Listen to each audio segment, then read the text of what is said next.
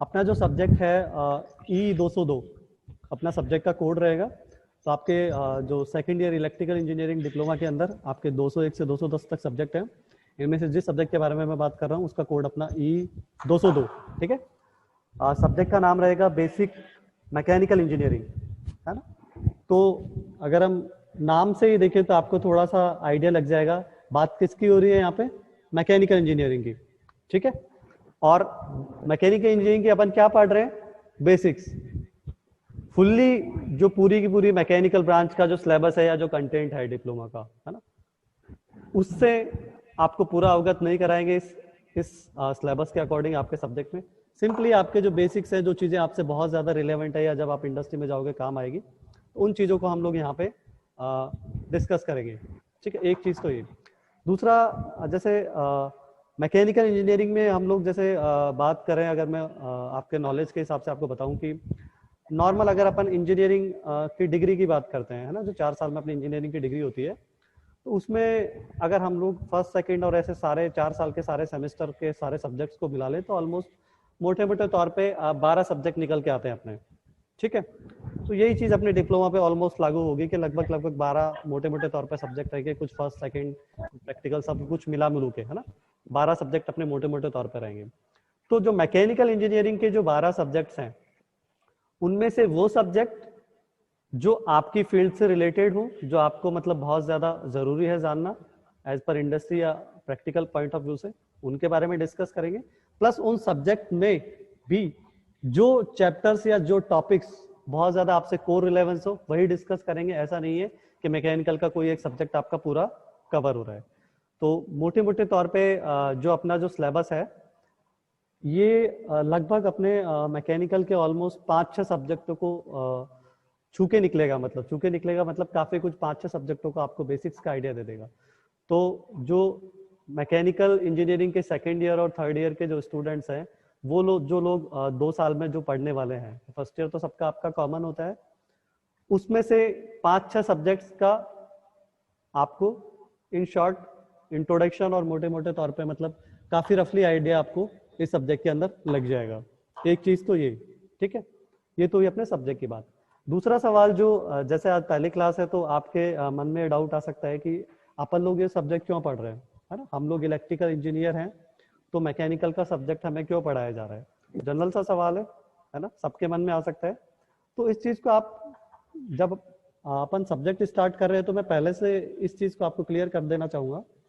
कि ये जो सब्जेक्ट है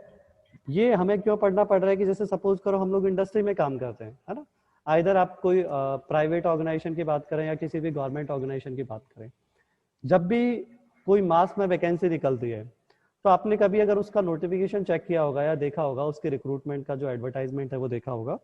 तो उसमें जब भी पोस्ट निकलती है, मान लो से एग्जांपल अगर 30 पोस्ट निकली या 40 पोस्ट निकली, तो आप लोग गौर करेंगे कि जो अगर आपकी इलेक्ट्रिकल से रिलेटेड अगर वो इंडस्ट्री होगी तो उसमें हो सकता है आपकी मेजर जो पोस्ट है, इसका मतलब आपकी 15 या 20 पोस्टें आपकी इलेक्ट्रिकल इंजीनियर की रहेगी, है ना। फिर अगर 2-4-5 पोस्टों की बात करें तो मैकेनिकल इंजीनियरिंग की हो सकता है, 1-2 पोस्ट है आपकी सिविल इंजीनियर की, इसी तरह आपकी कुछ हो सकता है आपकी वैकेंसी हो आपकी कंप्यूटर साइंस इंजीनियरिंग की, कुछ वैकेंसी आपकी इलेक्ट्रॉनिक्स इंजीनियरिंग की, और सो ऑन इस तरह ऐड सकता है। तो मैं कहना क्या चाह रहा हूँ कि यहाँ पे इंडस्ट्री जो हमारी है बेसिकली, जैसे सपोज करो मैं बिजली विभाग की बात करता हूँ, अपने जो RVNL है ना, राजस्थान विद्युत उत्पादन निगम लिमिटेड है ना, जो अपनी बेसिकली जितने भी जो JEN की जो वैकेंसी निकालते हैं डिप्लोमा के बेसिस पे, अगर कोर इलेक्ट्रिकल से बात करें तो वन ऑफ मेजर अपना ये डिपार्टमेंट है जिसमें अपने इलेक्ट्रिकल के डिप्लोमा इंजीनियरिंग के स्टूडेंट काफी संख्या के अंदर प्लेस्ड होते हैं, है ना, गवर्नमेंट ऑर्गेनाइजेशन की बात करूं तो। अब जब उसमें जब वो एडवर्टाइजमेंट निकाल रहे हैं तो जैसा कि मैंने बताया कि डिफरेंट जो सब्जेक्ट्स ब्रांचेज हैं उनकी भी वो वैकेंसी निकाल रहे हैं। तो रीजन क्या है उसका कि जैसे कोई भी एक प्रोजेक्ट होगा, है ना, से एग्जांपल हम बात करते हैं, अगर जैसे मैंने अभी एग्जांपल लिया है बिजली विभाग का, तो बिजली विभाग में जैसे अपना पावर प्लांट है,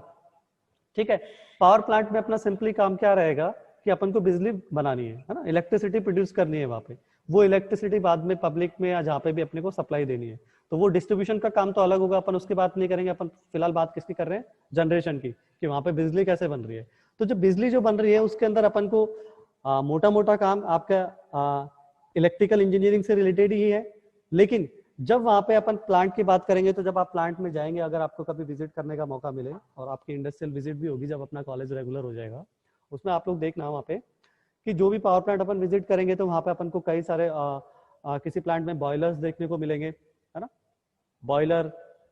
मैं कुछ इक्विपमेंट बता देता हूँ आपको। टरबाइन हो गया,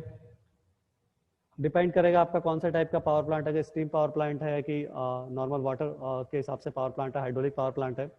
तो आपका हो सकता है वाटर टरबाइन हो, स्टीम टरबाइन हो, पंप देखने को मिल सकते हैं आपको, ठीक है। तो ये जो इसी तरह अगर हम लोग किसी ऑटोमोबाइल इंडस्ट्री की बात करें,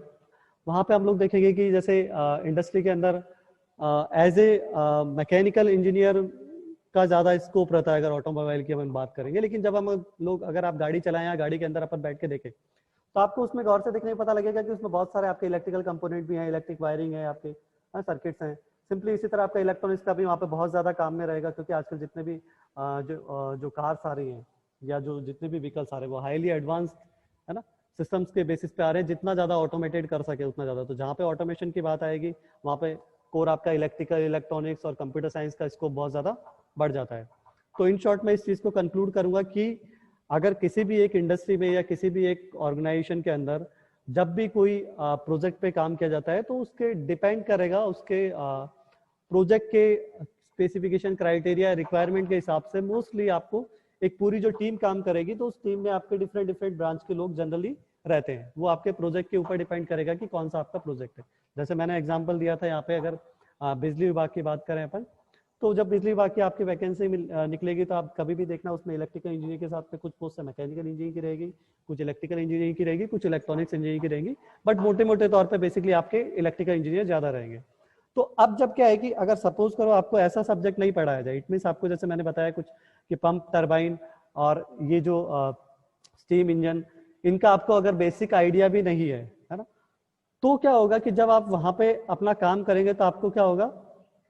एक हेजिटेशन महसूस होगी, कुछ चीजें आपसे होगी नहीं वहां पे, क्योंकि जब आप वहां पे सुपरवाइज करेंगे, पूरा का पूरा डिस्ट्रीब्यूशन को देखेंगे, तो आपको बेसिक्स तो जितनी भी ब्रांचें हैं उनका अपन को आइडिया होना चाहिए। इसीलिए आपने गौर किया होगा, आपके एक सब्जेक्ट जो सेकंड ईयर के अंदर है, आपका कंप्यूटर साइंस का भी एक सब्जेक्ट रहेगा, मे बी आपका सी लैंग्वेज का या फिर आपका मैनेजमेंट का सब्जेक्ट भी रहेगा इसके अंदर, है ना, वो डिपेंड करेगा। तो इससे अपन को इन शॉर्ट अपन को क्या समझ आ रहा है, मैं क्या समझाना चाह रहा हूँ आपको, कि ये जो सब्जेक्ट है इसको आप उतना ही इक्वली आप वेटेज दे जितने आपके इलेक्ट्रिकल के जो बाकी जो सब्जेक्ट्स है वो। क्यों? क्योंकि आपको सेकेंड ईयर के अंदर आपको जब एक बार बेसिक आइडिया लग जाएगा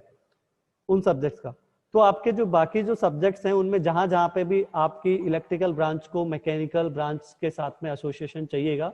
या आपको जहां जहां भी मैकेनिकल इंजीनियर के साथ कोलैबोरेशन में काम करना पड़ेगा, तो आपको ये बेसिक्स क्लियर होंगे, तो आप बेहतर तरीके से अपना वर्क परफॉर्म कर पाएंगे और आपके कैरियर पॉइंट ऑफ व्यू से बहुत ज्यादा अच्छा रहेगा। ठीक है, ये तो बात हुई अपनी स्कोप ऑफ द सब्जेक्ट की बात करते हैं। तो जैसा कि मैंने बताया कि अपने इस वाले जो सब्जेक्ट जो रहेगा हमारा, सब्जेक्ट के बारे में डिटेल में जाने से पहले मैं एक बार आपको बोर्ड का जो अपना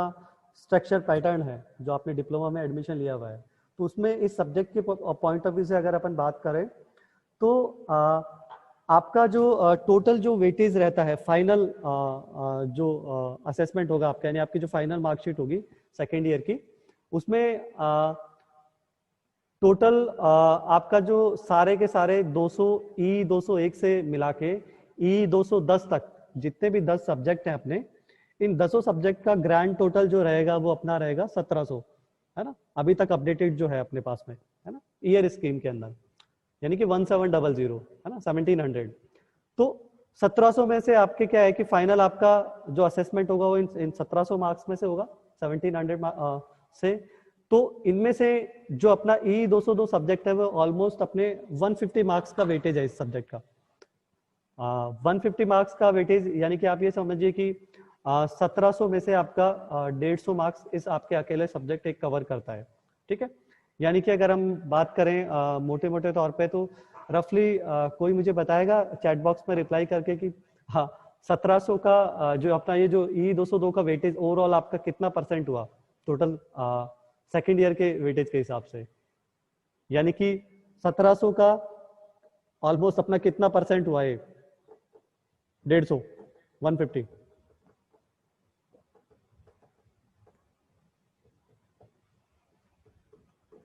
चलो टाइम लगेगा आपको, कैलकुलेट कर लो सिंपली अपना। अगर अपन 1700 का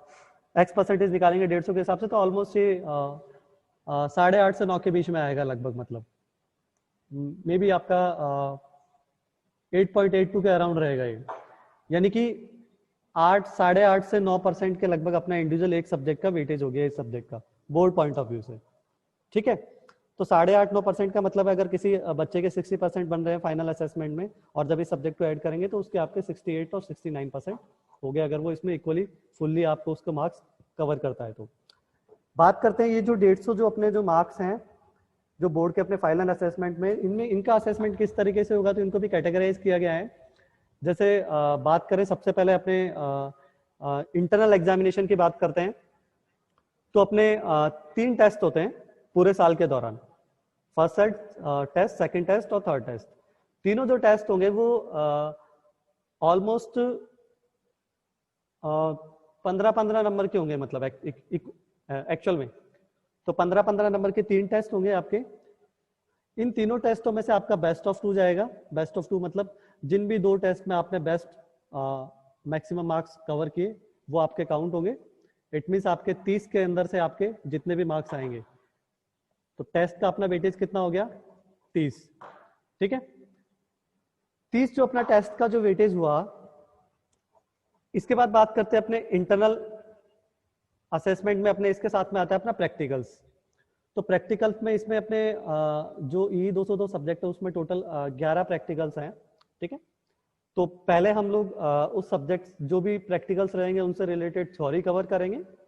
और फिर थ्योरी करने के बाद में उसके पूरे कॉन्सेप्ट क्लियर होने के बाद में फिर हम लोग उस प्रैक्टिकल को फाइनली परफॉर्म करेंगे।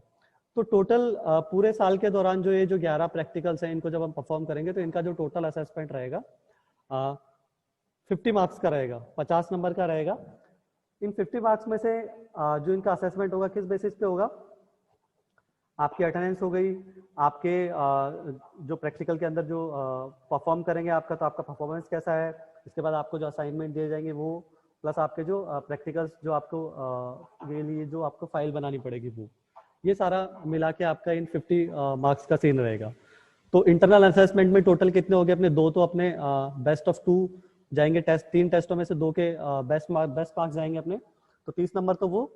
और 50 नंबर ये, यानी कि आपका 80 मार्क्स आपका इंटरनल असेसमेंट हो गया यहाँ पे। ठीक है, 80 मार्क्स जो इंटरनल असेसमेंट है, तो 150 में से अगर हम लोग 80 को लेस करते हैं तो कितने बचते हैं आपके, 70 मार्क्स। ठीक है, तो 70 मार्क्स का आपका जो वेटेज बचा वो आपका फाइनली आपके बोर्ड के अंदर एग्जाम होगा।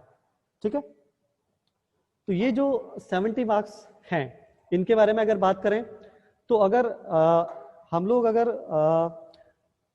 इंटरनल में अच्छा परफॉर्म करें, इट मीन्स मैं आपको जनरल एक स्ट्रेटेजी बता रहा हूँ एज ए, अगर आप सिंसियर स्टूडेंट के तौर पर अगर आप रेगुलर स्टडी करेंगे तो आप इस चीज को ऐसे समझिए कि 3 टेस्ट हैं, 3 टेस्ट आपके पूरे साल के दौरान लगेंगे, first test, second test, third test.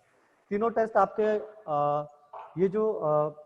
First test, second test और थर्ड टेस्ट जो तीनों टेस्ट लगेंगे वो आपका ऑलमोस्ट